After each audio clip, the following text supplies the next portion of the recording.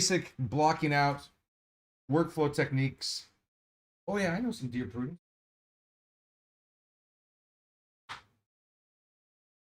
Think.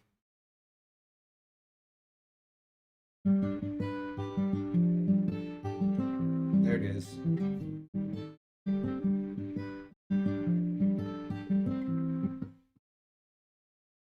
Need to cut my nails.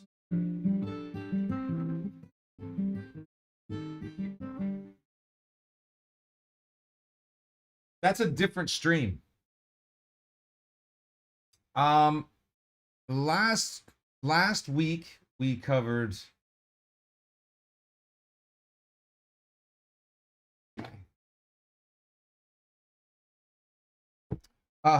last week we covered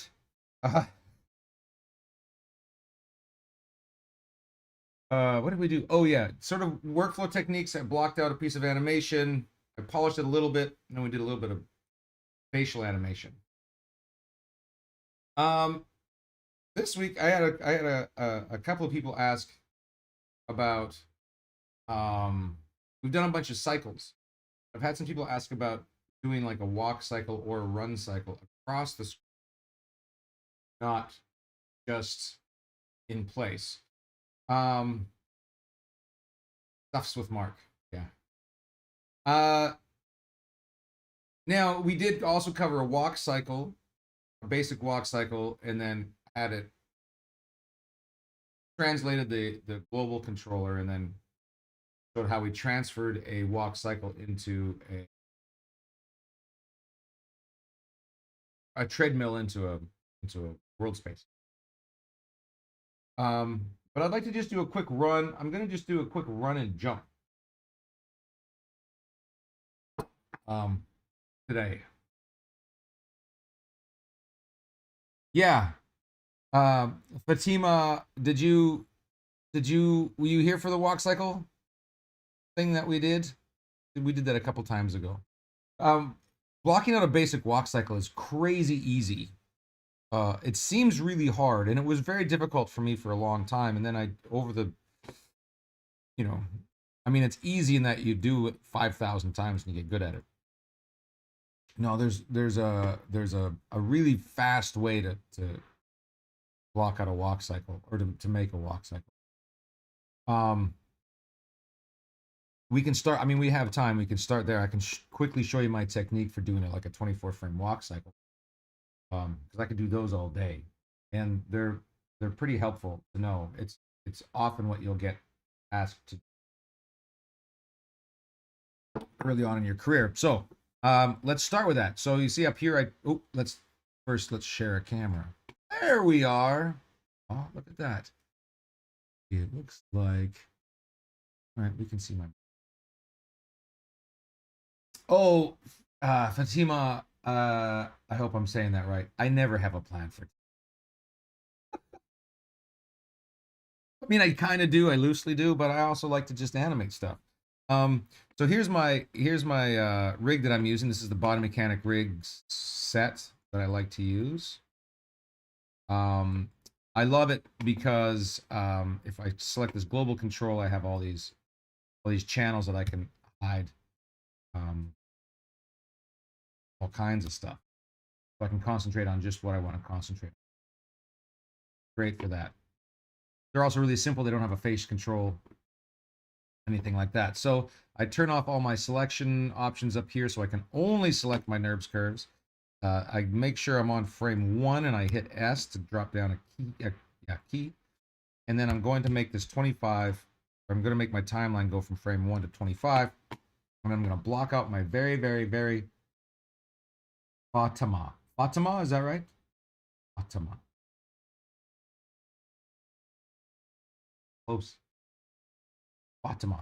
Ooh, that's good. That's fun to say. You know what's really also fun to say is Pullyblank. Unless it's your name, then it's no fun. Okay, now I'm going to block out just my first step. I'm going to drop in my manipulators. I'm going to drop my weight down a little bit. I'm going to take the foot out and up. Switch to world. Space for my manipulator. I'm going to take this foot back. I'm going to rotate it up using the raise heel. Using the, there it is. Excuse me for 1 second.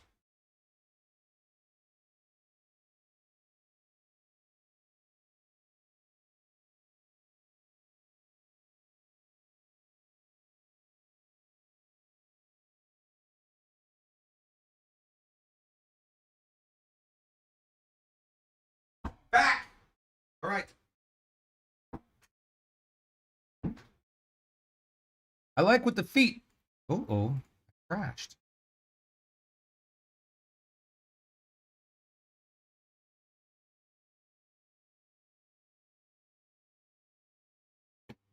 Try that again.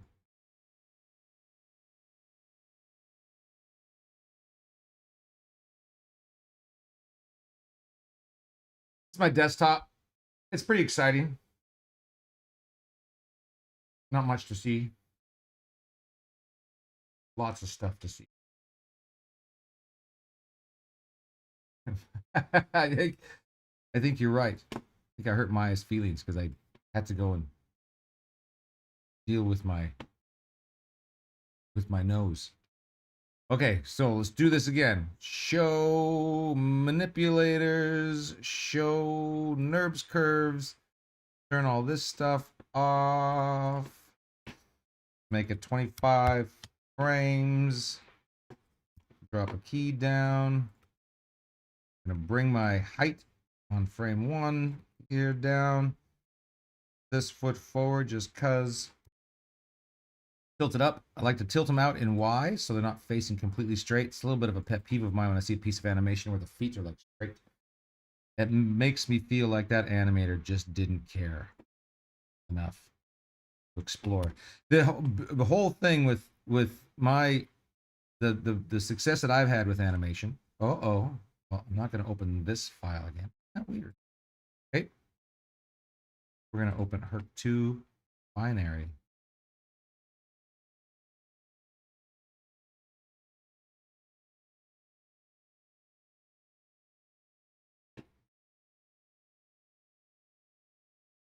Technical difficulties.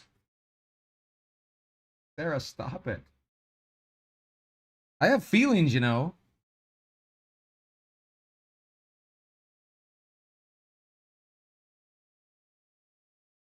Deep, deep feelings.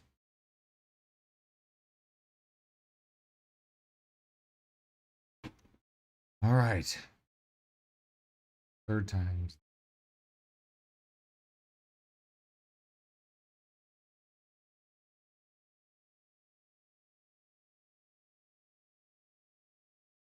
Oh, this is interesting.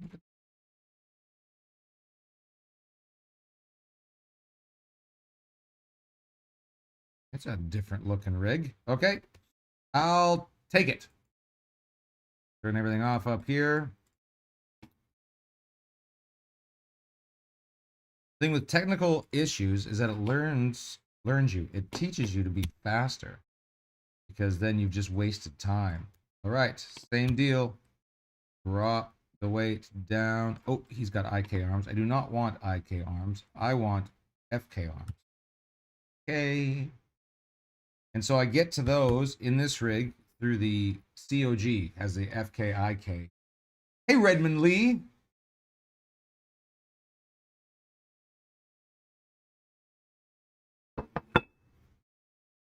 Nice to see you. Okay. Pull this foot forward once again. Oh, I got a dead zone. Do you guys ever, every once in a while, I'll find a dead zone in my Maya. Right there. Can't do anything. Annoying. All right. But you make do, because that's what we do. We make do. Foot up, rotate it out. Foot back.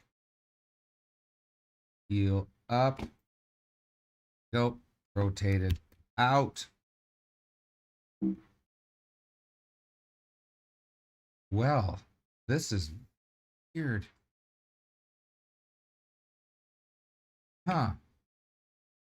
Oh, sorry, I wasn't sharing my screen. Sorry, Sarah, but it crashed. Again. Huh. What is going on? Okay. Try somebody else.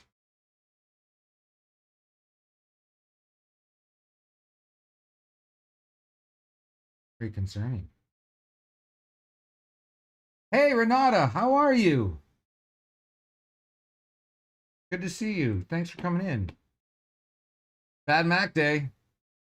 You know, Mac is the way New Zealanders pronounce my name. They call me Mac. Oh, yeah, Mac. How are you going, Mac? Sort of like that. Not really like that. Okay. I am going to check my my evaluation mode is set to parallel. Now, those of you who don't know about the evaluation mode in Maya, evaluation mode is under preferences, settings, animation, and what it means is that, and this is just me saying it, I don't know anything technically really, but it allows Maya to access parallel cores of your graphics card, I guess. How do they say Pullyblank? I don't even want to try that one. There's way too many. That's just going to be embarrassing. Pullyblank doesn't. The only language I was in Uganda and they pronounced my name Pullyblank. I'm like, that's the first time I've ever heard my name sound kind of okay. They say Mr. Pullyblank. Like, I'm Mr. Pullyblank. It sounded so good. But you know, in Canada, I'm just Pullyblank. So parallel cores allows Maya to access, or sorry, parallel allows Maya to access parallel cores of your GPU, apparently, whatever the hell that means, and that speeds everything up. So you can play your animation back at real time.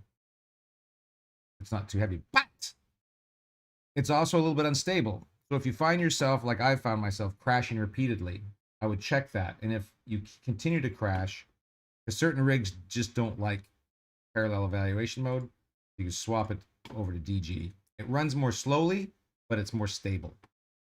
Oftentimes. I'm gonna try it one more time in parallel though. So here we are, frame one. We're gonna set this back to 25. I'm gonna see if I can't possibly make. Every week so far, I have not had a problem crashing. If I crash this time, well, then that's on me. Fool me 3 times.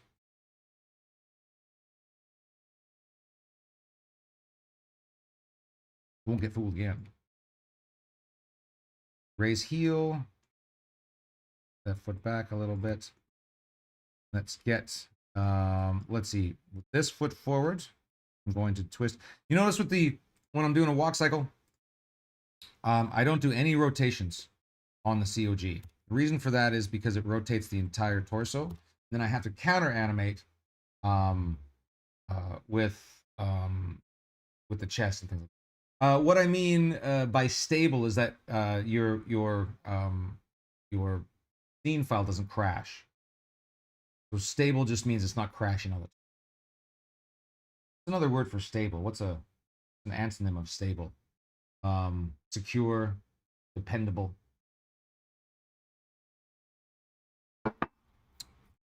Not Pullyblank. I am unstable. So now I'm going to twist my hips. So I reserve my rotations for the torso. So I'm twisting one hip this way because that leg is forward. Arm is stable. Twist my shoulders in the opposite direction because I want to have a twist in there. I'm going to leave this for now.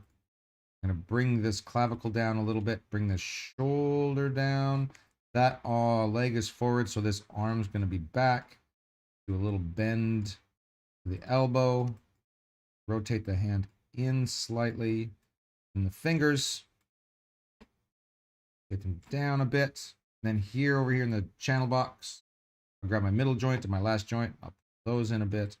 And then these two at that are at the index, I'll bring those back a little more. So we've got a bit of breakup there. Bring that down, just relax it slightly. See, I got this twist here. If I select the wrist, there's something here called nullify twist. If I type in 1, it will take that twist out. I don't like the twist. You might like it. I don't. Bring this clavicle down a bit. Bring this shoulder down. Now, this is a very vanilla walk cycle. There's not much to it, so I'm not using any reference, and I'm not building any personality into it. Just getting this character to walk. A quick overlook on shoulders. If I select this arm and I bring it down, I want to know what my rotation order is, because if I have the wrong rotation order, when I rotate this down, it's going to make it difficult for me to rotate that shoulder back and forth. Let me show you what I mean. If I hold down E and left click, get this menu up, and I'm going to go to gimbal. Gimbal is going to show me exactly what's going on in my graph editor, or under the hood, as they say. If I select my rotation Z here, I rotate that down. You see how these two channels crash on each other. So now I no longer have the ability to rotate my arm back and forth. Now, that's actually what's happening. But if I go back into object mode, I still have a channel here, but that's just a representation and nothing else. So for example, if I have the arm forward, and then on frame 12, I want to swing that arm backwards, it has to do a whole bunch of calculations, and oftentimes, see how it goes out? I can't get it to just go straight back, because what's actually happening here, I go back to gimbal mode, is that this manipulator is going through all kinds of, well, it's actually rotating on the Y here. So it's making a mess of things. Mark, have you had issues installing Maya on your Mac? I did a factory reset recently, installed Maya. It won't open now. The icon bounces if it's opening, but it just doesn't open. I have not, Sarah, had that issue. I would uninstall it and reinstall it. And I'd also try with different versions of Maya. If you're trying to install 2020, try installing. Okay, so then you say to me, Mark, I'm having this issue with my rotation order. What's the deal? The deal is you can change your rotation order. So if I select this shoulder and I go into the attribute editor, go to the far left tab, there's a rotation order here. This all sounds really painfully technical. Kind of it is, but it doesn't have to be. So I'm just going to go to my rotation order, and I like the Y, X, Z. And the reason for that is, rotate this down. The gimbal is going to be on the X axis, which is the twist of the shoulder. Now, we can't twist our shoulders that far anyhow. So that's where I want to put my gimbal on. That way I still have full range forward, full range up and down, especially for a walk cycle. So a couple places I look when I first open up a rig, I look at the feet and see what the feet, what all the controls on the feet are doing. And then the second place I look is the shoulders, and I look at the rotation order of the shoulders. I'm going to change this one over as well. So the rotation in the middle of this, the letter in the middle, is always the one that's going to collapse on it. Spoiler issues. Oh, muting channels can be helpful, like for the elbow, if you have a lot of. Here there's only one axis for the, so we're kind of already doing that, but muting channels can be. Now I'll have to zero out this shoulder because I just changed the rotation order. Bring it down and back. This one on the other hand is going to be forward. We're going to go back to object. Up. Rotate this wrist around. Nullify twist. And the arm down. Fingers in. Fingers in. Oh. Thumb down, around. There we go. Clavicle. Don't forget the clavicles. Okay, there is my Initial contact pose, pretty bland. You can see I haven't done anything with a lot of the rotations in the spine yet. I build that in as I go. I'll show you how I do that in a minute. All right, after I drink my go-go juice, I need to copy this, make sure the whole thing's keyed. I need to copy it over here to frame 25. Oh, and then I'm going to go to frame 12, 13, sorry. Wait.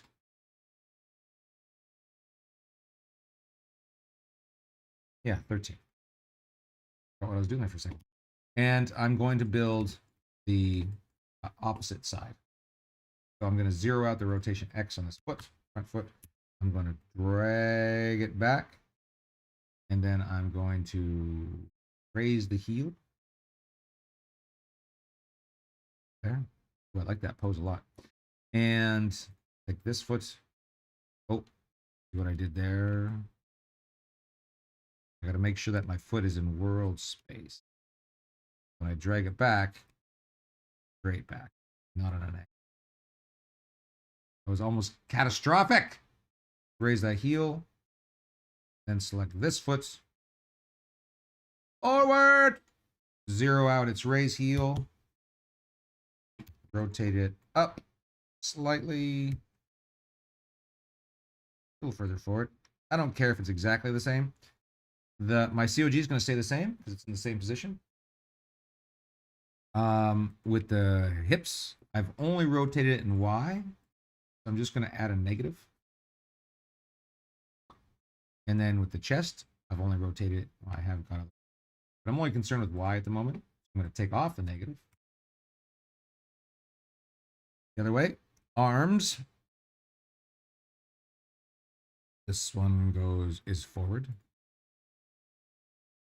There we go. Not going to move the arms much.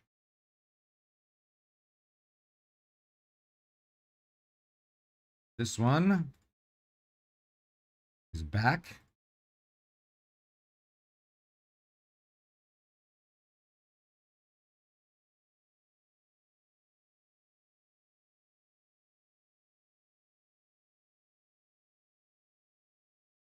All right.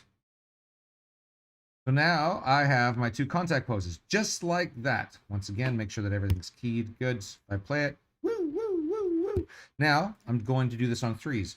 So my next pose, I'm just going to go straight ahead. My next pose is going to be my lowest pose. It's going to be on frame 4. Then my passing pose on frame 7. And my highest pose on frame 10. So if we go to frame 4, select the COG, and I will push down this front foot. I'm going to zero out the rotation heel, and I'm going to zero out the rotation X, so it's flat floor. This foot, I want to push back further.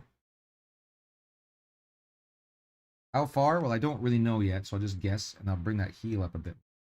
I need that foot to keep going back because that foot can't come off the ground until this foot is underneath the body supporting the weight. Can't have it come off the ground on frame 4. I have to have it still on the ground like it's pushing off. Everything else I'm just going to leave. I'm going to let Maya take care of it.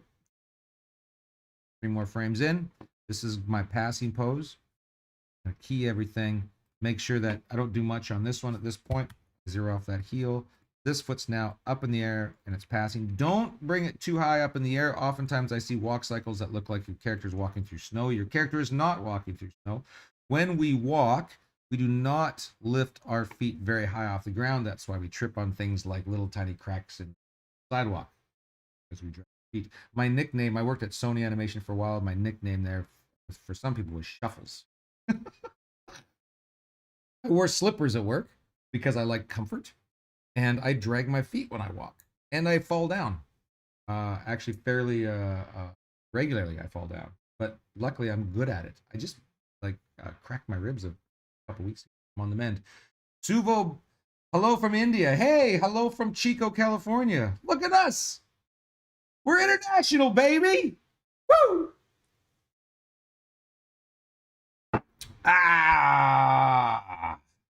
It's the season to be jolly, you guys. So I keep that that foot low. I keep the feet low and my spirits high. Anyway, all right. So carrying on. I didn't do anything with the COG because here on frame 10, this is where I want my highest position to be in the COG. So up I go. And then I'm going to reposition frame 7, but I just want to know where my extremes are. So frame 4 is my lowest, frame 10 is my highest. And again, everything else can just stay the same for now. So we have this. Okay, we're getting there. Now, still a lot of work to do. So first things first, I'm going to use my period and comma keys to just jump between my keys and hit S to make sure everything's keyed. And then I'm going to do the second half. So I'm going to borrow some things that I did in the first half and bring them to the second half. So I'm going to go frame 16. I'm just going to go on 3s and just key stuff. So now everything's on 3s. Okay, so I have certain things blocked out in the first half. The second half still just surfing. So I'm going to select my COG. The only channel currently, it's go-go juice. The only channel currently on the COG that I'm working with is the translation Y. Yeah? So let's go to my graph editor. Let's go to the translation Y, and I'm just going to match this half with this half. Cycle. Now you can see, going back to frame 7, you can see this is my highest pose, this is my lowest pose. Frame 7 is still pretty low. I'm going to delete that key and then just rekey it there because it's just going to be this natural progression. I hope that makes sense. That's my passing pose.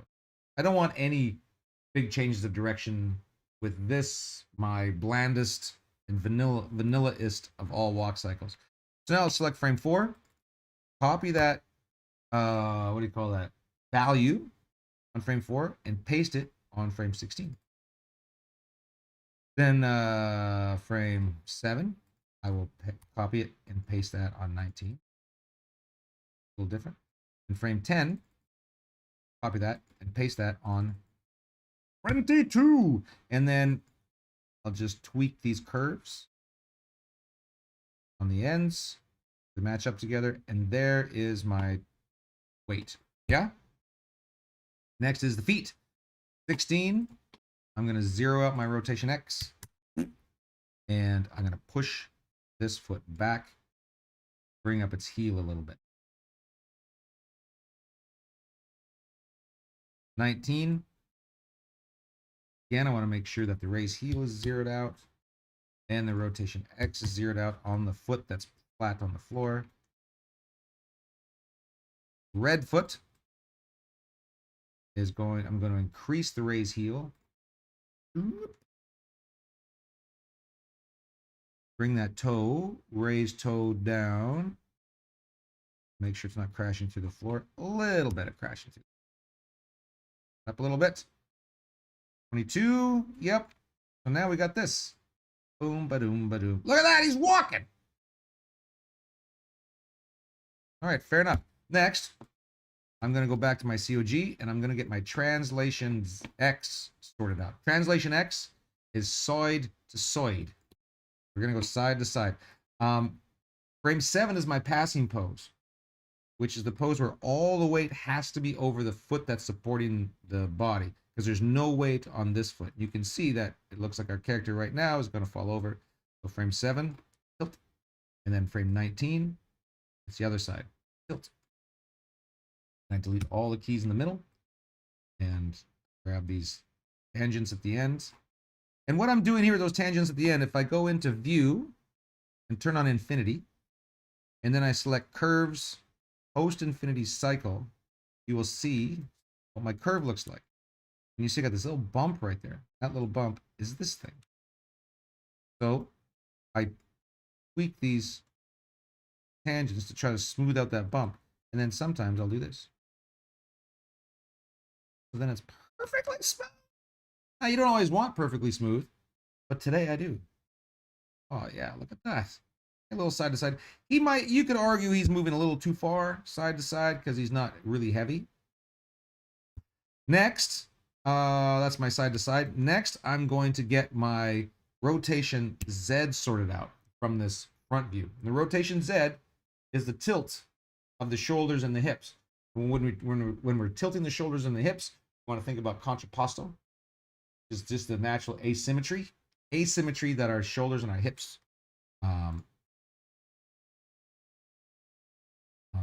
naturally demonstrate. So if our hips are this way, or sorry, our shoulders are this way, our hips are this way, we're going to have a stretch along one side, compression along the other.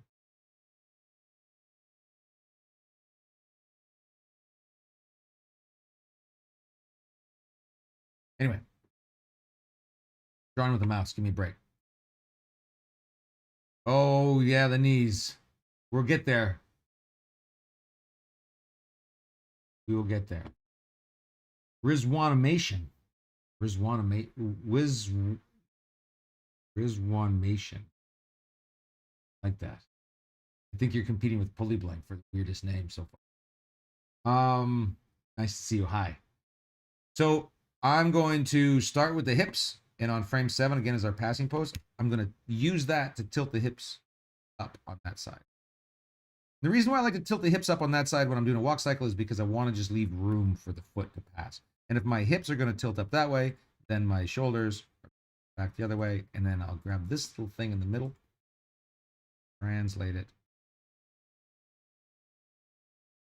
Line of action. Frame 19, I do the opposite. Hips. Middle thing. And so this can be another really easy curve. Again, so basic vanilla walk. We don't need a lot of information on it. When the foot is going down, takes the weight, does it flip the hips up? Yeah, you could. Well, let's try that. Let's do this first, and then let's go back and let's do the opposite, because that's kind of an ongoing debate that I have in my own head. When I really started to get into bringing the hip up for the passing leg when I started working with cartoony characters. For example, when I worked on the movie The Smurfs, you may have heard of it, about little blue people. They had really long feet. So their legs come down like this. Feet were like, so their feet were like, I don't know, 3 times larger, longer than their legs. So that's when I got into, like, we needed all the real estate we could get to get that foot to pass by. All right, we'll check that out. I'm gonna just clean up the rotation Z here. Good, and good, like that. Now I have this going on. All right, nice. So far, so good. I'm gonna get our rotation X, which is our leaning forward and backwards rotation. My rotation X, those of you who have suffered through my tutorials know that I like the upside down W's for my rotation X, also known as an M.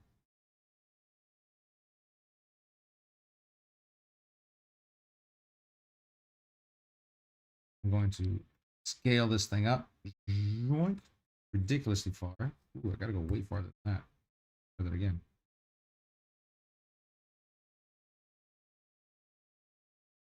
And again.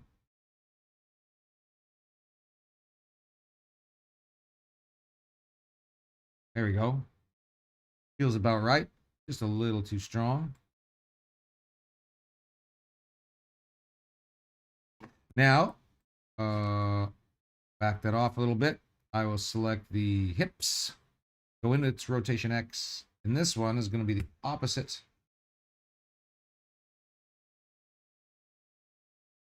It's going to be an actual W, not an upside down W. There we go. And then this guy will be the translation Z. So it will be, let's 7. That's when I'm back. 7, that will be forward a little bit. 19.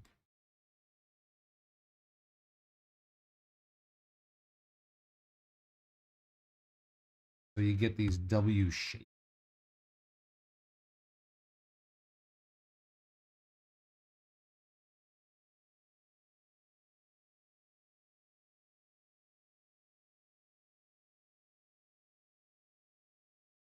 Next,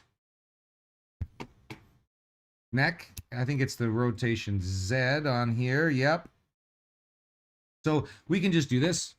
We can select. I did not model this character. No, this is from the animation rig, body mechanic rig pack. There's a couple of things you can do. I can go in here and grab my rotation X channel and select edit copy. I don't need to do that with this because it's a very basic, but this is something you can do. And then I can go to my rotation Z channel. If it was a more complicated rotation or more complicated curve, I should say, then I would do this, and I can paste it like so. And then I'm going to go post-infinity cycle and also pre-infinity cycle. So now I have my neck. Now it's moving exactly the same. Scale it up a bit so I can see it a bit better. It's moving exactly the same as my torso. That's okay. I'll fix that in a minute. I'm going to also copy the rotation, the same thing on here. So on the head, sorry. So paste it here on the head. There we go. So it's moving the same as the, so you can see there's a bit of overlap there, but if I shift select both of these, the neck and the head channels, I go in and isolate the rotation Zs on them, make sure that the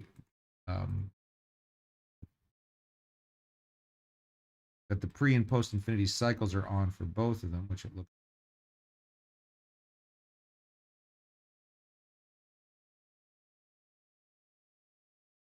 I'm going to slide it around to offset it. So I'll grab these two curves, move them a couple frames, back and forth. Here. Get a little bit of offset. I want to increase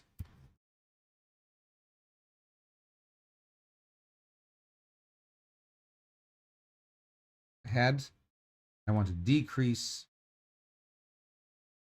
neck.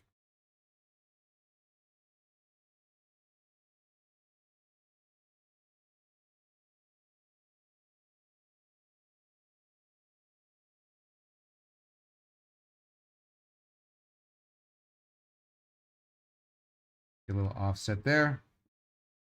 Good, good, good, good. Got the head nods going. Now, I don't want this I don't want this curve because it's going outside of my cycle. That's just going to make it messy. So I'm going to keyframe 1, copy that over to frame 25, and delete the key that went outside of our range. Clean that up. Got to keep it clean at all times. Reason why we really want to keep our work clean, one is that it makes it far easier to edit it if it's clean. It's really hard when you get these last minute notes and you got to go back and fix a piece of animation. That's a disaster. I started Lightwave using Lightwave on my first job working on Garfield. We used Lightwave. It was terrible. It only had one undo in the graph editor. It was brutal. But we made Garfield with it, so I guess it did okay. It's a wonderful rendering software. It's a horrible animation software. At least it was. They may have updated it. But I don't want to publicly crap on Lightwave because we made a bunch of movies with it. But it was a challenging piece of animation software at the time. And they were doing wonderful things with their modeling tools, wonderful modeling tools, and wonderful pre-render nodes. But the animation tools were and they hadn't been updated them, so they were very frustrating. So at one point, I think when we started working on Night at the Museum, we switched to Maya. We could no longer weather the a light wave storm. I don't remember what version it was. It was years ago. That was like 2003 to 2005, I think. So I'm sure it's much better now. I'm going to go to, let's look at the feet. Let's work on these feet. The feet are the worst part of animating something because of those, as Renata said, knee pops. So the first thing I want to do with the feet is I want to see what my translation Z is doing. Now the translation Z is my horizontal translation. So I want to make sure that the spacing of the foot is fine. And you can see here with my curve, you can see that I go very quickly here from 16 to 19. I go very, very fast, and then it tapers off. And you can see in the spacing of this foot, if you look at the heel, you can see how far it moves, and then it slows down almost to a stop. You can see that spacing gets very, very tight. And so when you watch that, it goes zip, and then there's just a little hiccup there. So I like to keep that stuff fairly broad if I can. And then the other thing that you need to pay attention to is a lot of times the foot will look stiff coming forward. And a lot of that has to do with the angle. Blue on blue. Try red on blue. The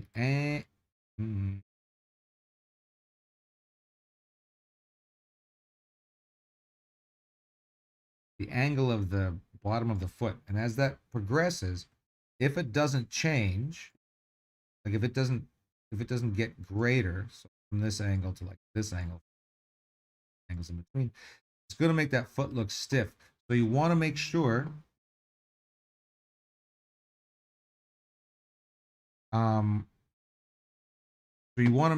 that that heel is progressing up throughout, coming through here. So once you sort out the translation Z, here to the raise heel, you see that it's progressing nicely as well. Until it's not, until it flips over.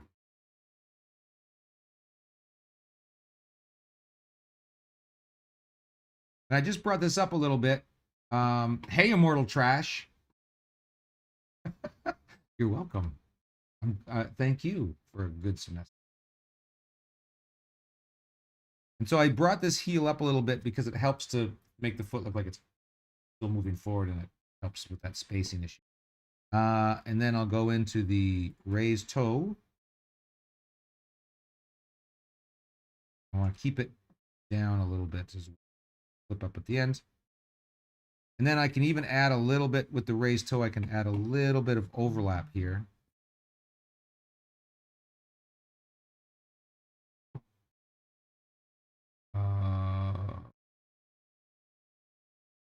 Raise toe. There it is.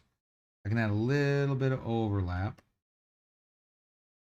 Point it up a little bit here, and then flatten out.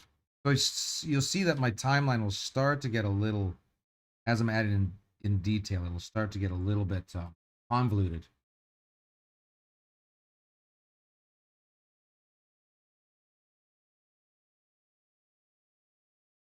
That one kind of sticks up there a little bit, that toe. It works better at negative 10.4. There we go. Good, good. And not too bad for knee pops. The reason why we're not getting too many knee pops is because the knee isn't really straightening out too much. It's kind of, he's a little sluggish. Look at this foot. Do the same thing. I kind of like bringing that toe down, actually. Flatter on the... I hadn't really noticed that with this rig before, but yeah.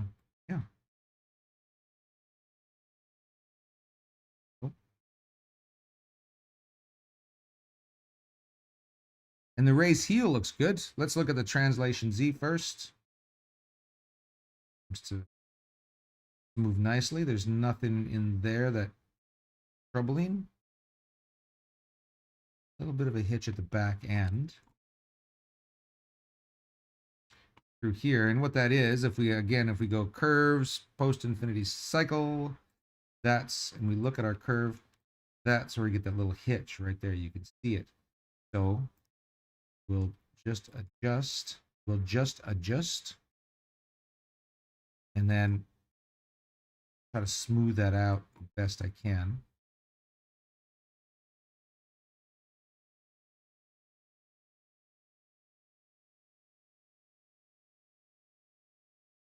And then my raise heel looks like there's a little bit of a jitter in there. Busted. And then it's also, if we do a post-infinity cycle on that, starting to come up, and then we kind of flatten out there. So I'll select these two curves, pull them up, try to just smooth that whole thing out a little bit, and I did.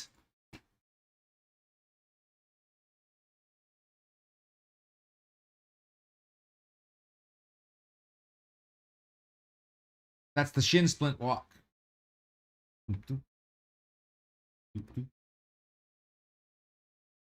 All right, next, the arms. Arms are pretty straightforward for something like this. Shoulders are just kind of rotating forward and backwards. The elbow is going to provide us with a lot of overlap. So here on frame 4, I'm going to pull that elbow back a little bit.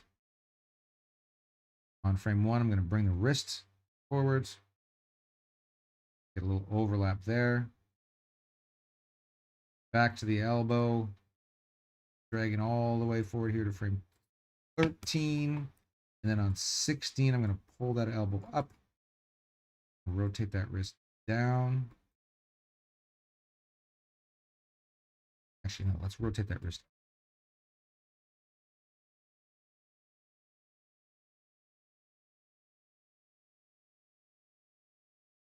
A little bit on 13.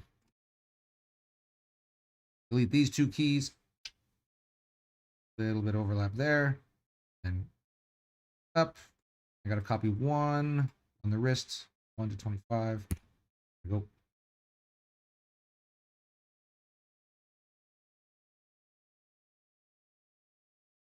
These two I get rid of.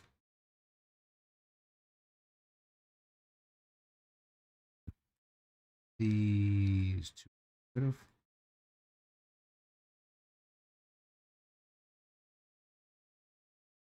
Overlap.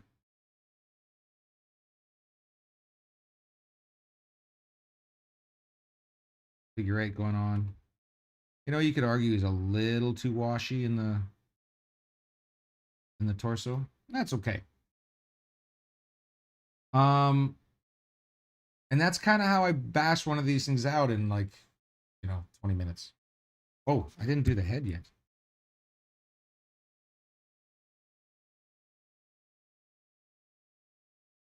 So let's look at the rotation Y.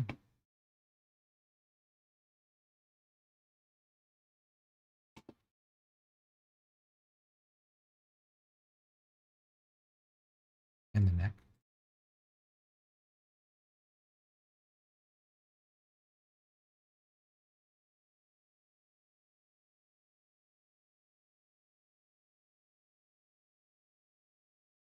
To start very broadly.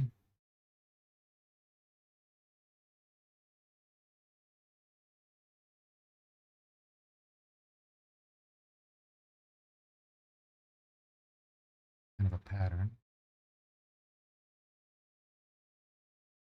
Get a strong one.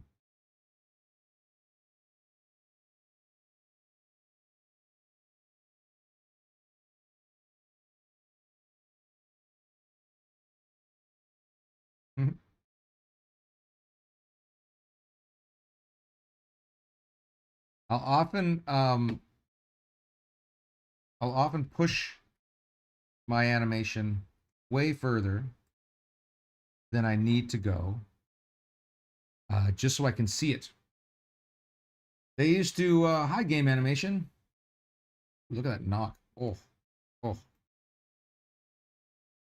that is too rough.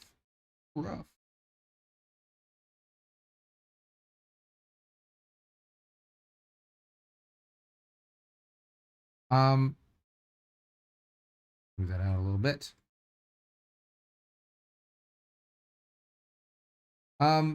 They used to always say, I used to always hear people say, it's better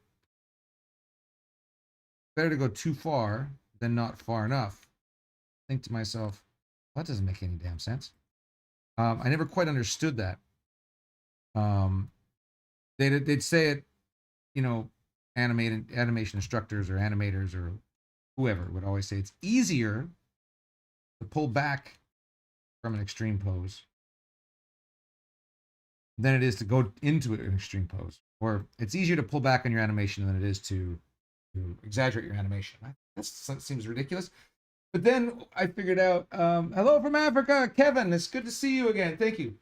And then when I started, so as an animator, I didn't really understand that so much. And then when I started leading animation teams, which, that job consisted of sitting in dailies in the morning and looking at animators' work and then making suggestions on how to make it better.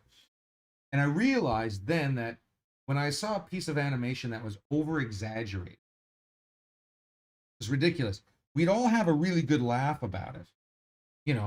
It'd be hilarious. And then I would, after we were done laughing, I would say to the animator, I would say, hey,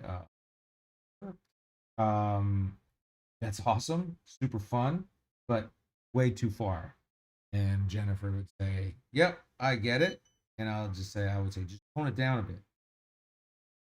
But if I saw a piece of animation, hey Aubrey, how are you? It's good to see you.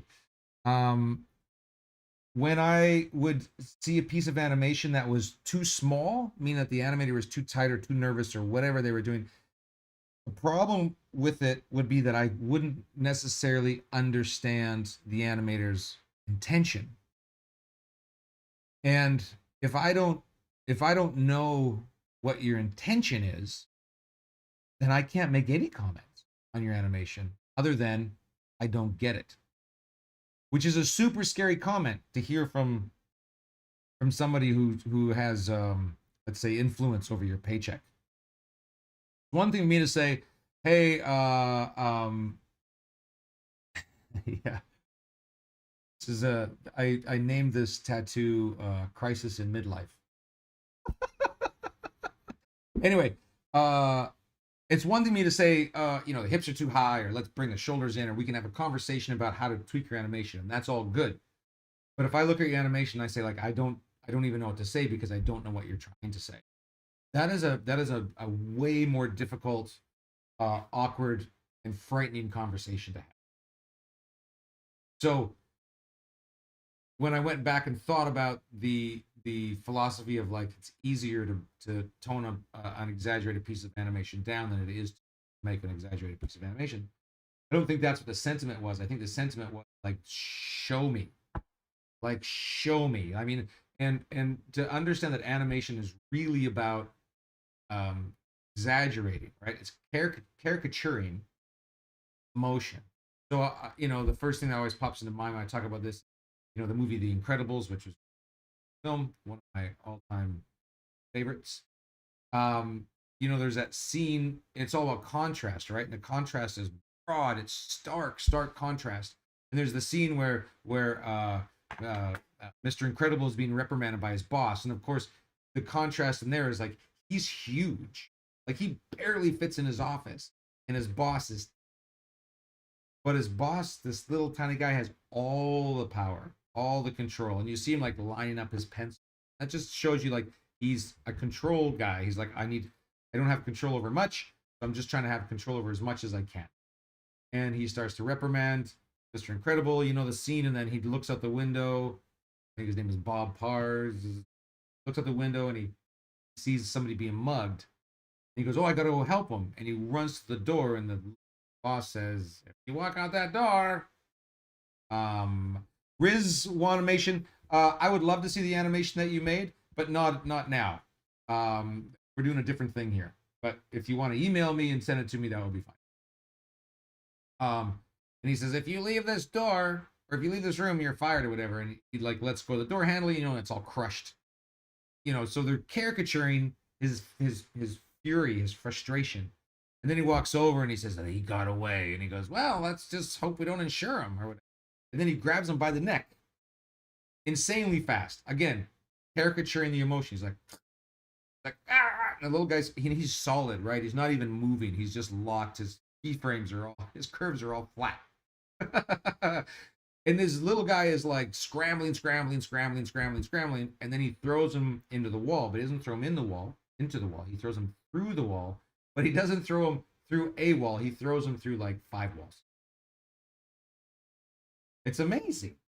But it's that idea of like, well, don't just throw him through a bunch of walls and make like, we can do anything with this medium. We can push. So why not push? So we push. Which means like for something like your walk cycle, for example, I'm just gonna simplify this very, very quickly. I'm gonna go through and make sure that I'm just keyed on 3s. And I'm gonna get rid of any of this fancy overlap nonsense. And once you have like a vanilla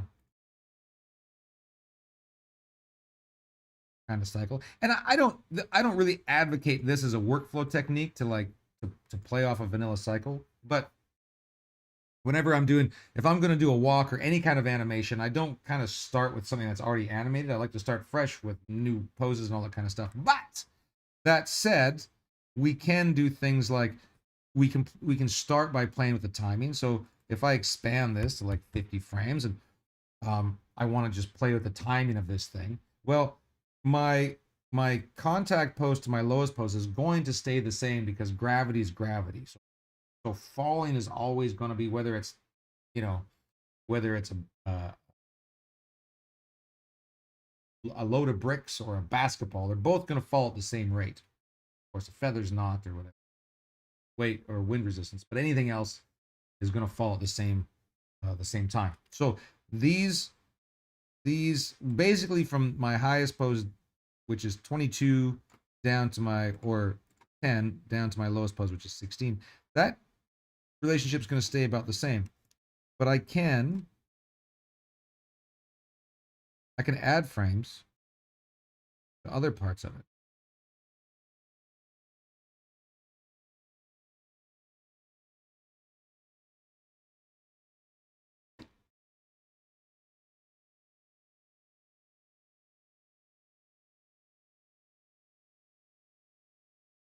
So you can vary timing of your cycle. So it seems a bit sluggish. And then we can mess with the poses a bit. So if I go into my rotation X,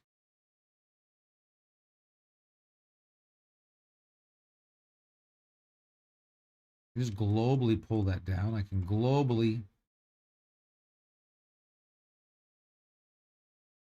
pull this one up. Grab my translation here. You know, you can start getting this pretty quickly. We can start getting some personality, a little bit of slacker. I can, although I'm not gonna animate this rotation X. I can certainly position it different. You know, I can bring them back here.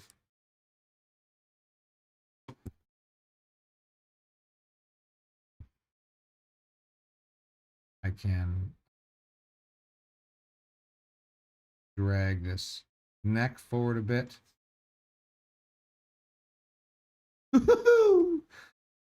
I can, what else can I do? This head.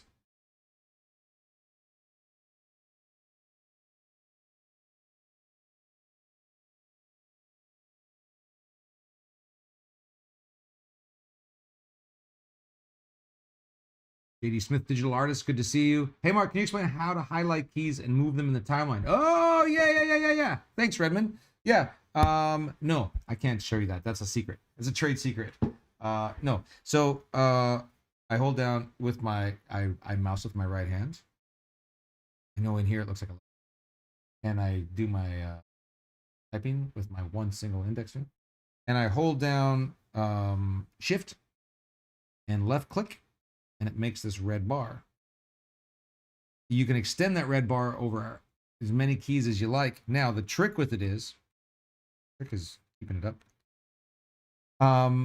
There's an outside arrow on either end, and then there's two arrows in the middle. If you drag these outside arrows, you will be scaling.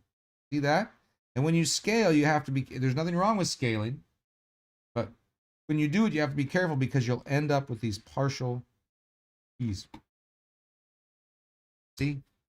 I now have a key on frame 19.84. I don't want that. So if you scale, remember to always go into edit and hit snap, and it'll snap your keys to the nearest whole frame, or else you're going to make a heck of a mess. One heck of a mess. But that's how I move keys around. I don't actually scale much, and by much I mean I don't at all scale. Let's see, I ran into a little bit of trouble here.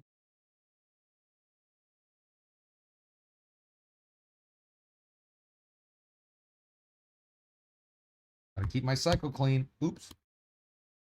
Gotta keep my cycle clean.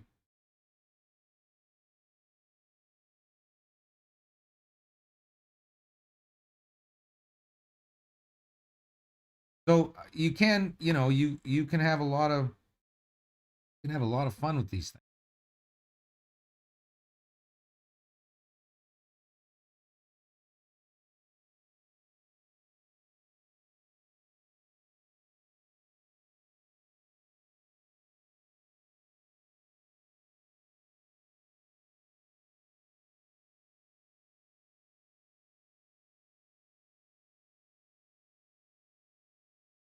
Just by messing around.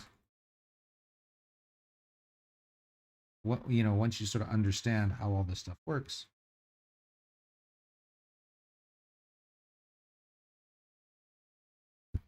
And have some good fun.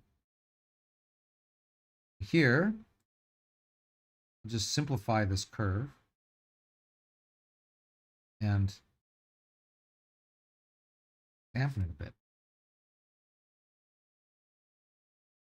Bombed. So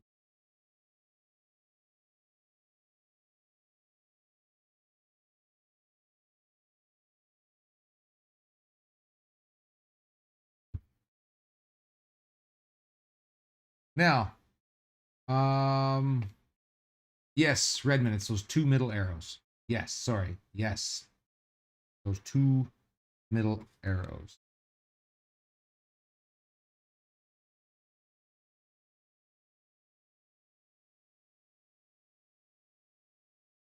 Oh man, this poor guy. See this little curve that I have here? These are sort of the things that as you get deeper and deeper into this animation thing, is things that your eyes are just going to pick up on whether you like it or not. You're going to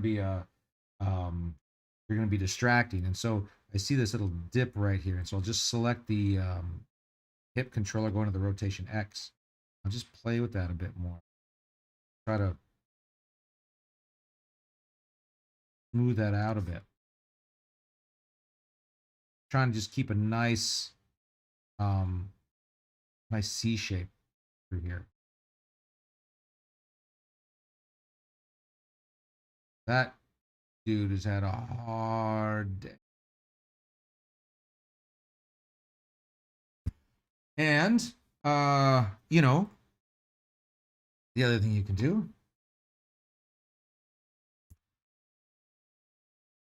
you can do the opposite, right? So we take all this stuff back on twos first.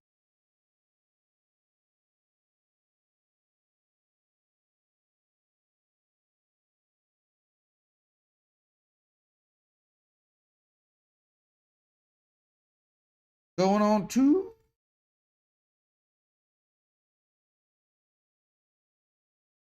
The whole thing on twos. Let's do it. Let's be bold.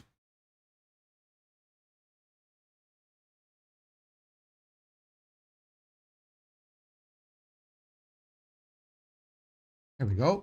17 frames. What happens?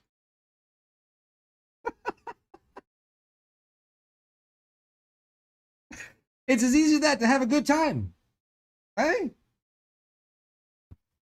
Well, that seems kind of fun. See how fast you can just jump in here and just kind of like, oh, this is be good. Ah.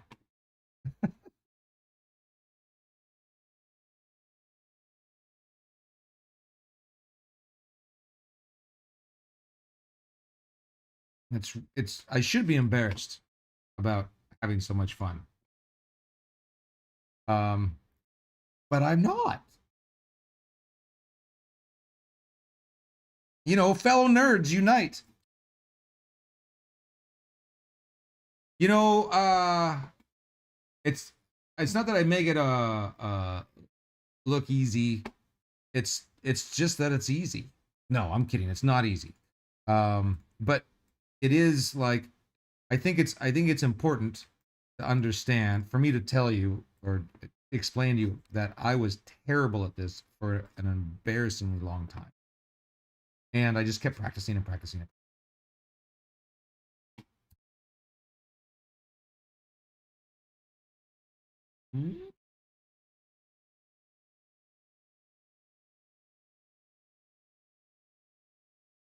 So it's not easy, but it's easy in that it really just takes doing it. That's really it.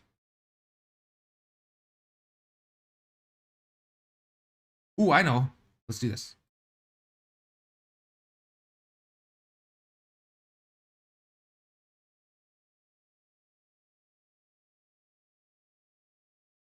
Oh yeah, I didn't do anything with this elbow.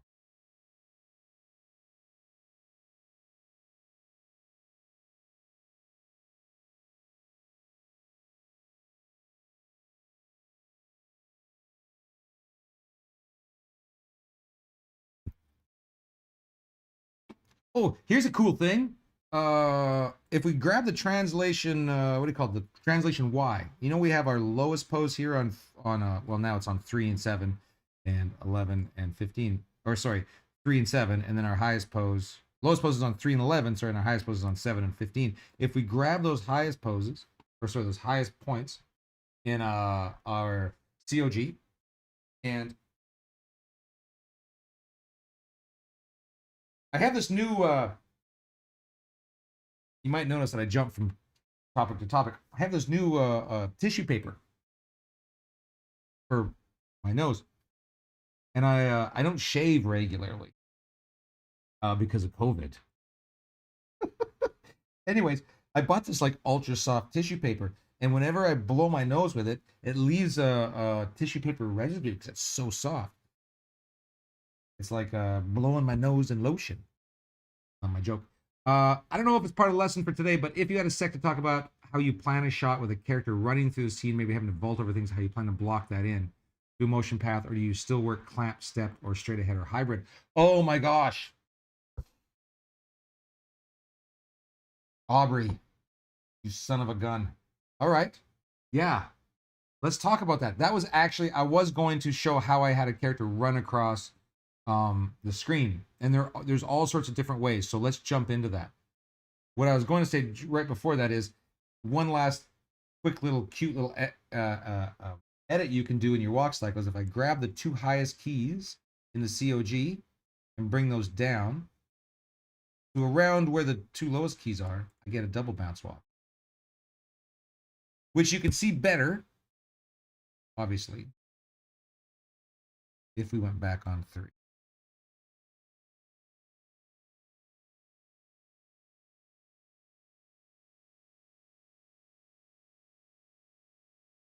And that will conclude the walk cycle portion. Let's do a run across the screen. So with a run across the screen or even a walk across the screen. So a couple of weeks ago, I did one where I converted the treadmill walk into a world space, and that's on one of the videos. If you look at if anybody's looking for that that video, it's up. like week 2 or something. I think it's on the CG Spectrum YouTube page. We record all these things, throw them up there. For a run across the screen, it is super tricky, and there's multiple ways you can do it. So when I worked at a studio like Sony, for example,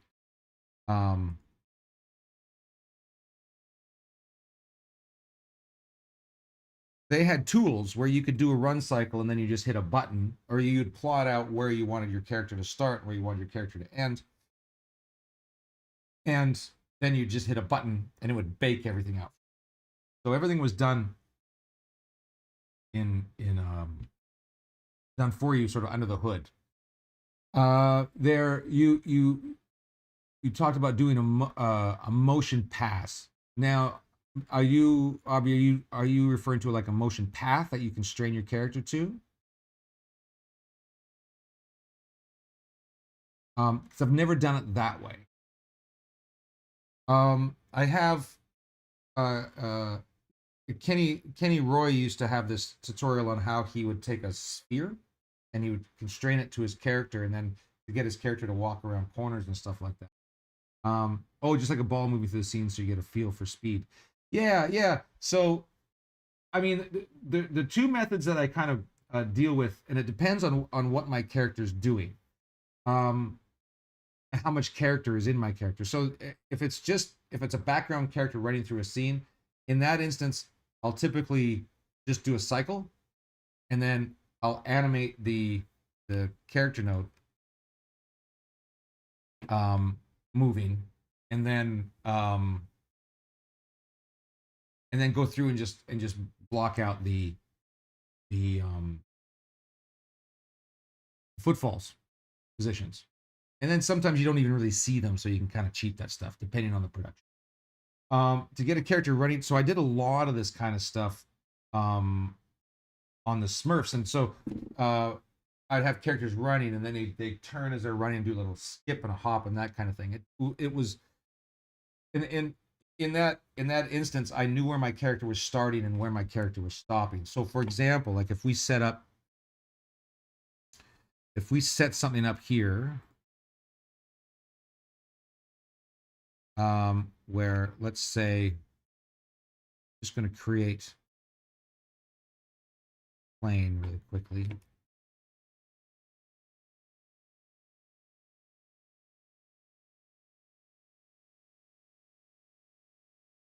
On you. Let's say we just had a character running down a path here. Let's say my camera, and I did a shot very similar to this. I'm going to select view, create camera from view. Now I have a new camera. I'm going to select this little button under here, and that's going to be my camera. I'm going to double click on it, call camera, so I know the difference. I'm going to tear it off. I'm going to go into my camera attribute editor, and I'm going to turn on my film gate so I can see what my shot actually looks like. I'm going to make it a little bit prettier by making it 2.35 because it's going to be cinematic. And then I'm just going to reposition my camera. My focal length is 50. I'm going to put that to 32, just so my character will move further faster. You give us sort of a distorted.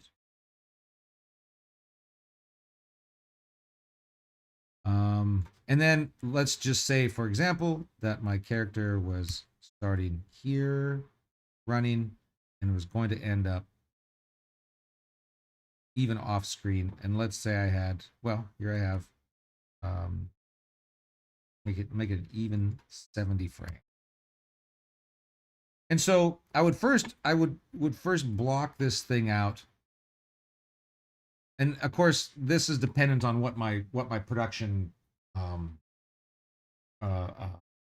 details are. Like, there's just things you can't change. Like, you can't typically in a production change the length of a shot. You can't change what's happening. Sometimes you have like impossible I forget how you said to pronounce it. I'm sorry, but thank you for stopping in. It was wonderful to see you. I hope to see you again. So let's say I go here frame 1, and then on frame 70, I'm going to say my character is just off screen. I'll go into my graph editor and I'll just see, and usually you'll get a scene file that will have that blocked in for you already, but just see how fast your character's running. You can say, oh yeah, okay, so it's kind of a jog. Maybe we want to speed that up a little bit. And so I'll speed it up just by pushing him back a little further.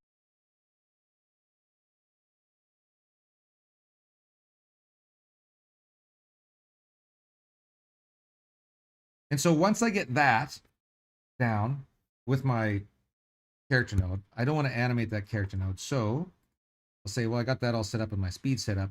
Then I will go in here and I will select my, I'm going to use FK arms because I don't want to have to use IK. I was moving the world space controller, but I'm just doing that for reference. Now I'm going to grab all the IK parts of my spine, which is my COG and my feet. And I'll start there. And then on frame 70, making sure I'm in world. Yep. Drag these forwards. Oh, I should have grabbed the knee. Oh no, the knees are attached. There he goes. And my translation Z, I'm just going to make on my COG. Sorry, select my COG, my translation Z. I'm going to make that linear, and I'm not going to touch it. I just want to have that. I don't want to have any spacing issues. I'm just going to leave that. In fact, probably lock like that. So now I have this.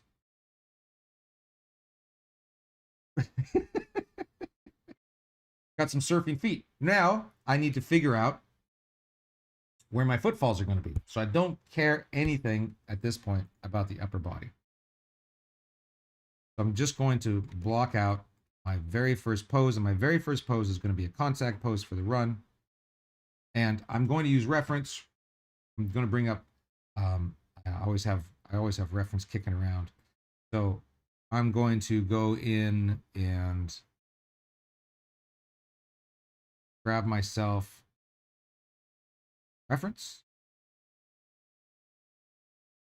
I like to use, what do they call it?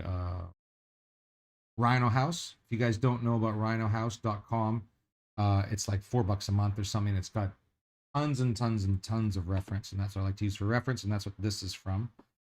So I'll just find a pose, contact pose, like something like that. And I'll block that out.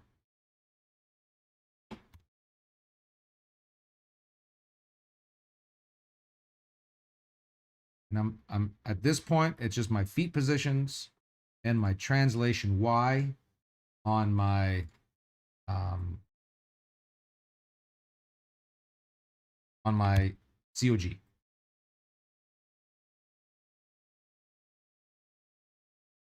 Actually, instead of using rotation X, which I just did on my foot, let me see how far I can take this raise heat.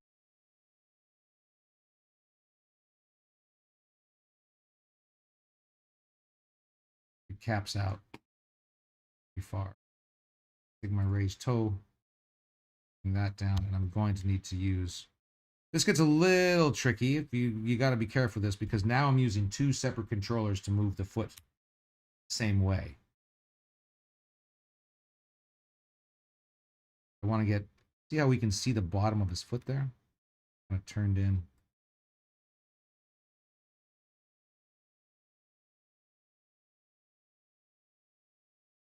The lower he is, further forward I can get his foot. Sometimes really, really valuable. I want to share with you quickly almost this exact same shot that I did in a film, and talk to you about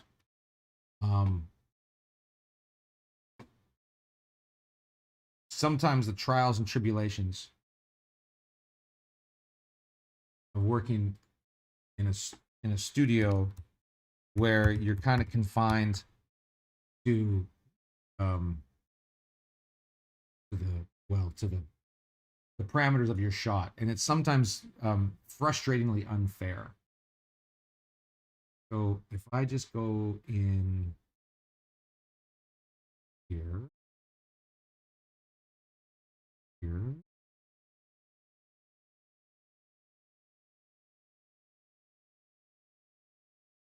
bear with me 1 second.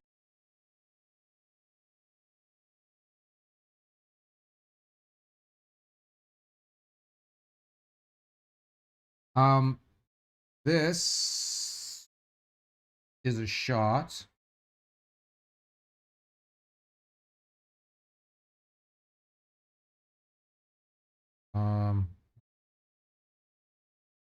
This shot right here. Okay, make this. So, we see this little Smurf coming over the hill over here, and he runs, turns, and keeps running. Now, that looks super simple, but the difference between the distance that he's actually running is like 2 football fields in length. You don't really see it because of the lens on the camera. So I had to get this Smurf from this position up and over the hill to off screen in that amount of time. They're not going to change the length of that shot, nor are they going to change the distance that the Smurf is running. So if we were to look at this Smurf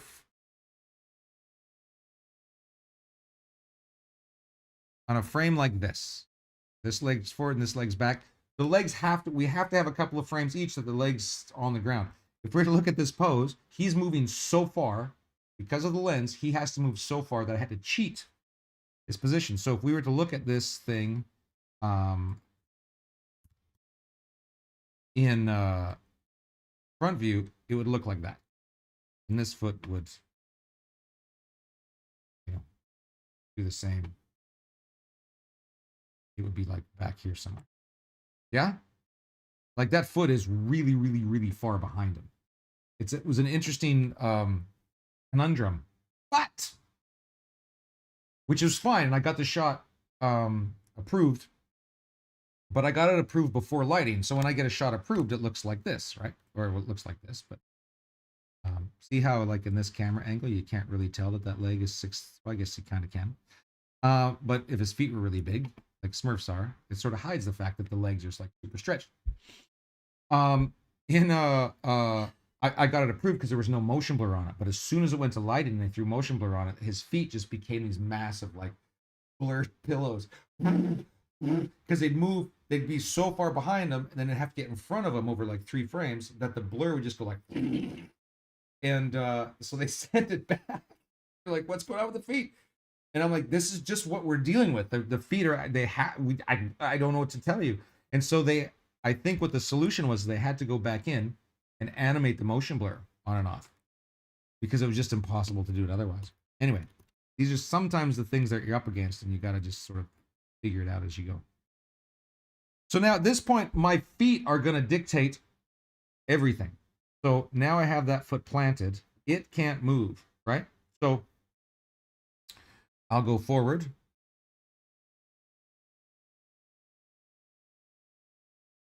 Let's just copy this foot over to frame 5. So then as I go, well, first I'll go 2 frames in. First I'll go 2 frames in. And I'll flatten that foot. And then I'll just lock it down until I get to my next contact pose.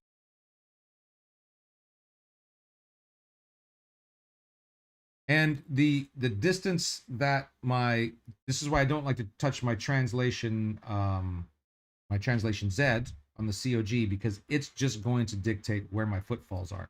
Once I get my translation Z and my footfalls where they need to be, then I can go back in and I can get my translation Y going, and then I can animate the rest of the torso. So I try to do as much as I can with the fewest number of keyframes possible to keep control of this thing at all times. That makes sense.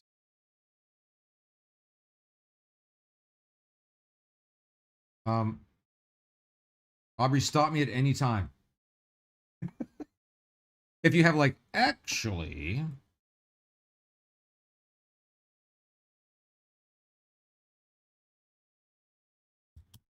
and that's my way of that's the way I roll. And so then I noticed that this probably would actually work better on frame.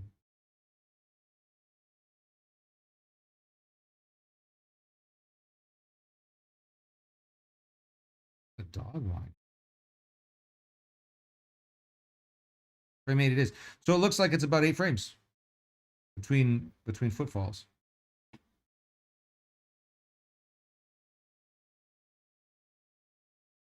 And so then that's more like 7 frames.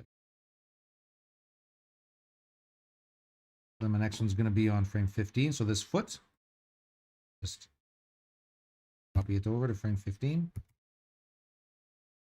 and make sure my translation Y isn't growing, and it's not.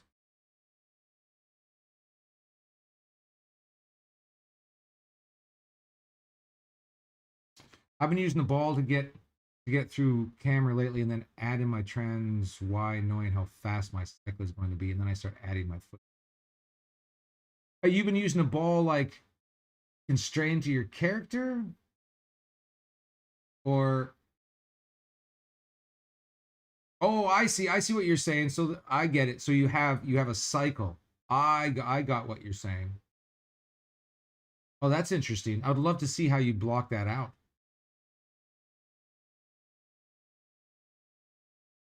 You constrain the COG to the ball afterwards. Yeah. Oh, that's really cool.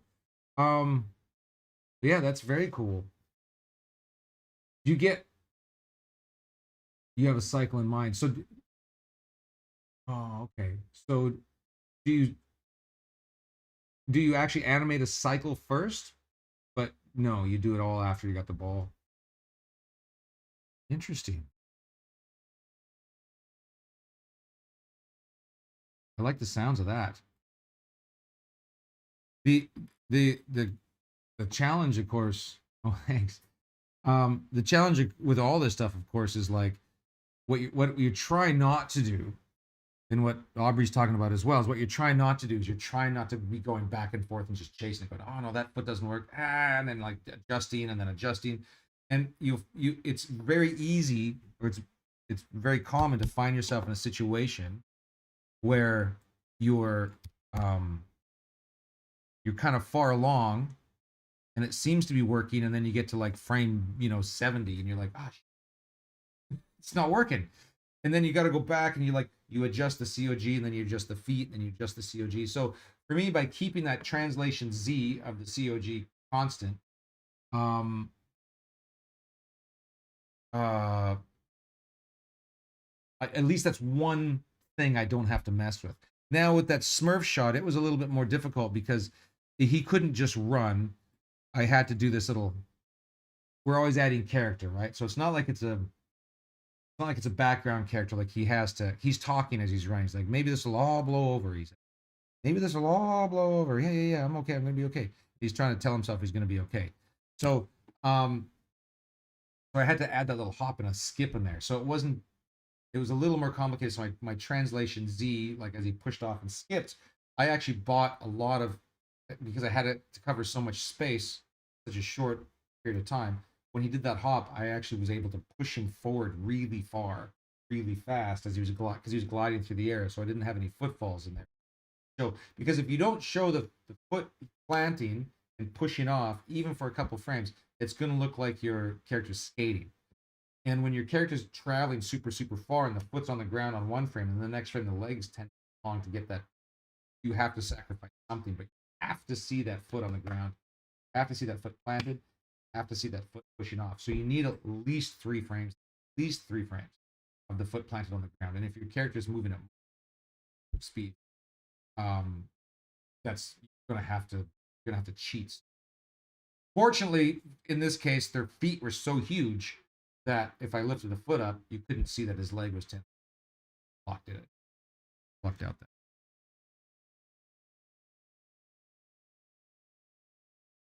And then it's just a little bit of brute force and ignorance.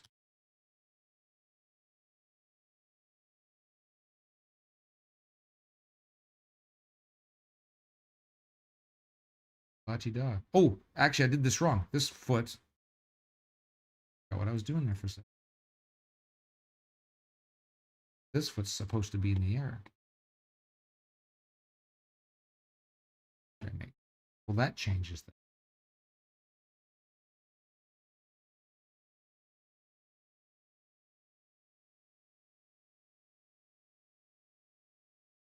You know, you guys, I distract easily.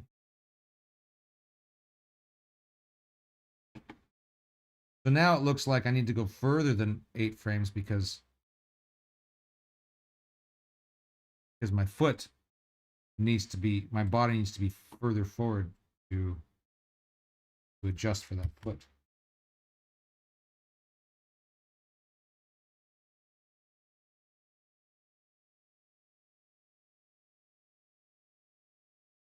You know what I mean? Because he's kicking off. So he's not actually not going far enough forward. So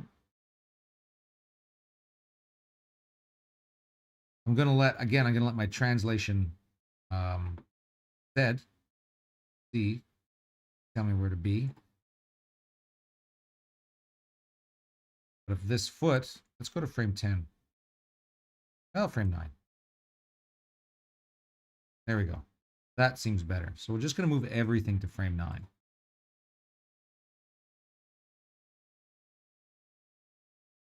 Means that this foot will go a little further forward.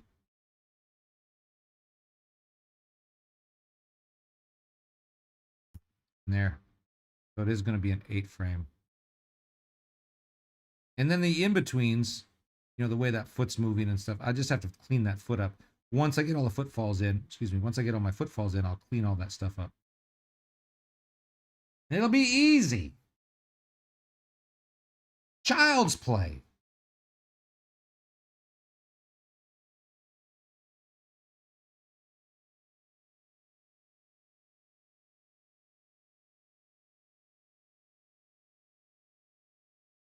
Not.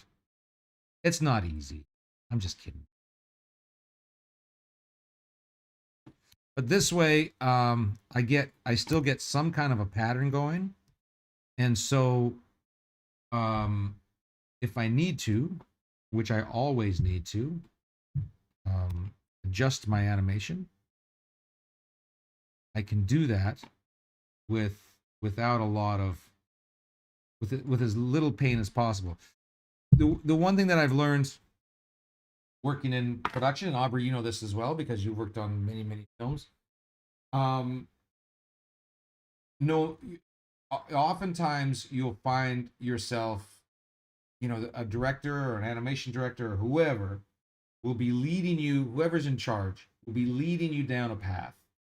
And you'll be having this conversation and you'll be all excited about it and you'll be animating and you'll be like, oh yeah, and you're taking liberties and you're just having this great time and you're diving into stuff. And you'll find yourself with this shot that is just completely covered in keyframes. But it's great because you're like, and then, you know, it's barely, it's just this balancing act of like, you know, you got to be careful because it's so heavy and so complicated. And because you're doing this stuff on the fly, you're getting feedback and you want to be fast and you're pumping through the revisions and you're getting it out. And it's becoming this like really tense. And then one day you come in to work and you come into dailies and you're feeling good because today's the day your shot's finally going to be approved because you made the last revision and your director loves it and everybody's happy. And you come in and the director says, yeah, so thinking about this shot last night, I got this idea.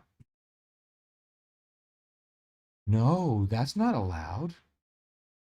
The time for ideas was 3 weeks ago. And the person, she or he, will say, bear with me. So I'm thinking about, instead of having them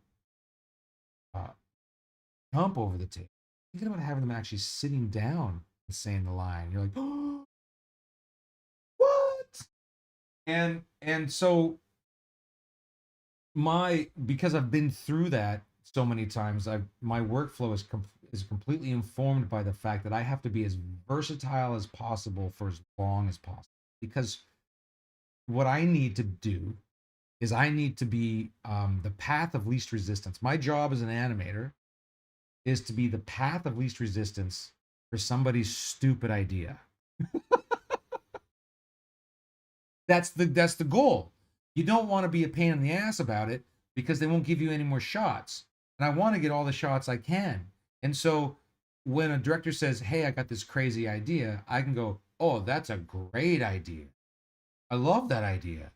And then you can also go, "But what if I think what you're trying to get at is this, but why don't we get at it from here?" And then you can have this conversation. And then one, you have some kind of agency or some kind of control over how much time you're going to spend, how painful it's going. Two, if your best interest is to facilitate the idea of the director and to do that with a a courtesy of professionalism, then they trust you, and you might even get lucky enough to get your ideas on the screen. Now, as I've said this before, but as exciting as it is to get your animation on screen, and it's exciting to sit in a big theater with a bunch of people and see your work go past. That's not a small thing. That is a very exciting. But to see people react to an idea that you had is way better. Way better. Even if you had an idea and somebody else implemented it and it's not your final anything on screen, the fact that it's your idea and that's been realized by a group of people and it actually gets a reaction from it, oh man, that is like nipple shattering excitement. It's really, really fun.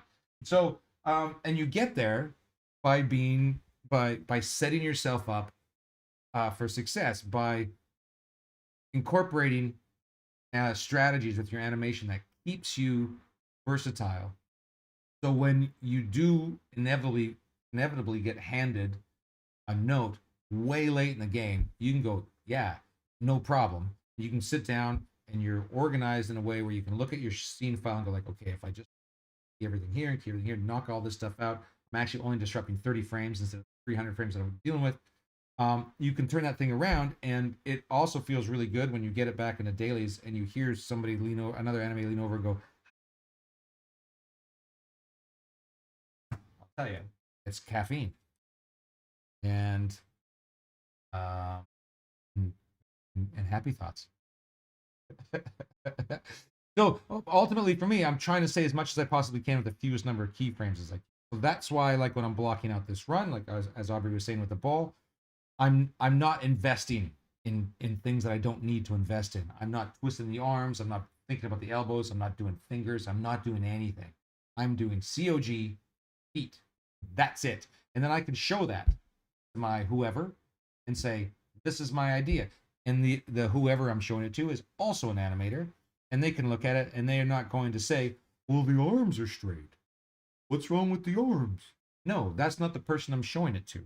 I'm showing it to the person who understands what I'm getting at, and they're looking at what I'm looking at, and so I'm communicating with them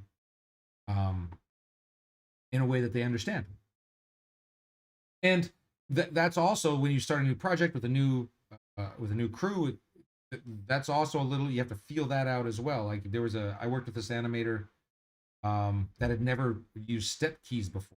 They worked a television show at, I think it was at Rainmaker, that was Mainframe. And it was such a fast turnaround that they just worked in splined keys the whole time. And they blocked out in spline and then they just did a quick polish and then it went out. Well, this person came to Sony and Sony doesn't work that way. Sony works like it's everything's slowed way down because the quality bar is higher and the budgets are higher. So everything's slowed way, way down.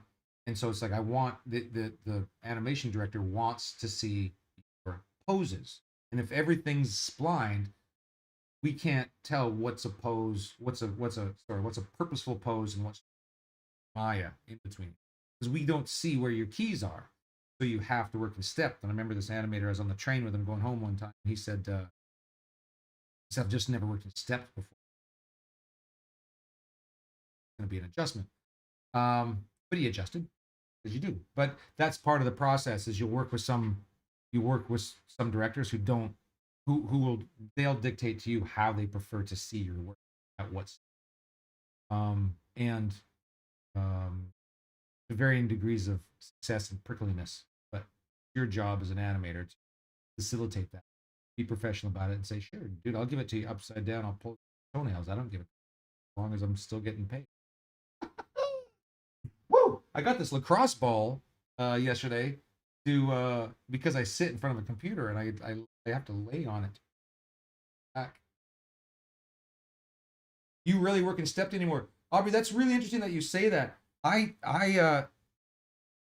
um when I was learning to be an animator, I worked in stepped all the time, and then when I got in it, my first job was working in visual effects, and um I stopped working in stepped, and I I never worked in stepped all the way through, like doing my VFX stuff, all the way through, like when I got to Weta and like working on all that Tintin and Hobbit stuff, all spline. I did some what is that big dragon's name? Smaug. I animated him all spline. And the funny thing is, in visual effects animation, Smaug, they the when you go into dailies, everybody is spline. And first look, dailies at Weta looked final. Like everything was like final, spline and layered, yeah.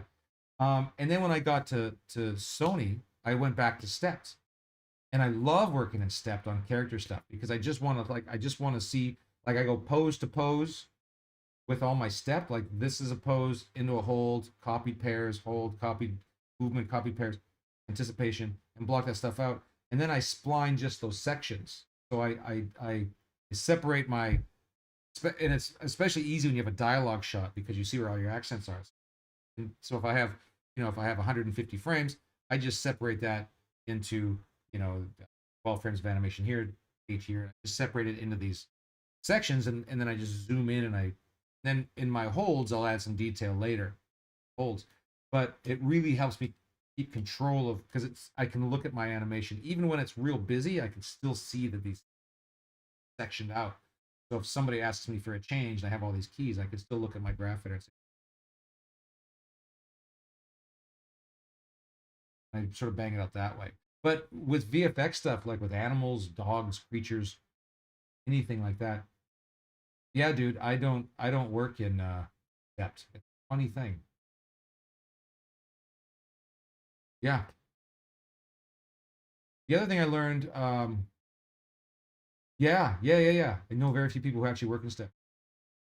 I think like, yeah, I'll ask some of my friends. I have a friend I was just talking to the other night who's he's currently at Pixar. I'd be curious to see if he works in STEP. I know I talked to a couple animators in Pixar, and they were traditional animators, and they animated on ones.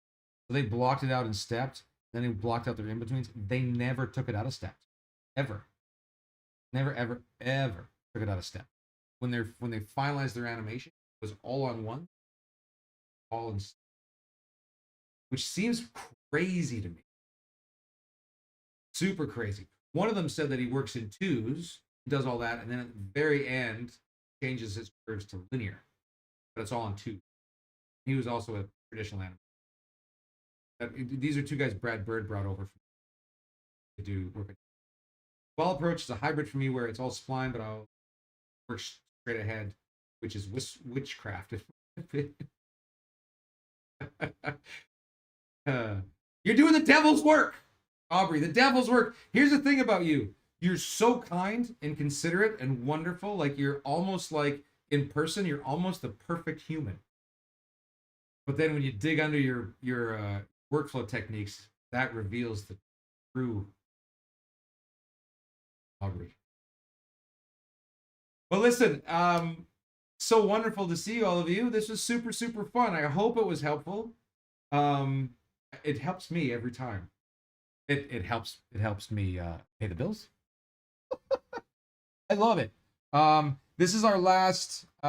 So is Ted Bundy. Oh, dude. Oh man, he was very charming. Very charming. I don't think he was as charming as Aubrey, but he was very charming. This is our last. This is my last Twitch stream or whatever the hell they call this thing. I think most of you are on. Oh yeah, it's Twitch. Until the week of the 4th. So I think the 8th. Be back on the 8th. I miss you too, Aubrey. I really do. I would love to hang out when this COVID thing comes down. You too. Have a great holiday. And have a great holiday, everybody. Thank you again for popping in.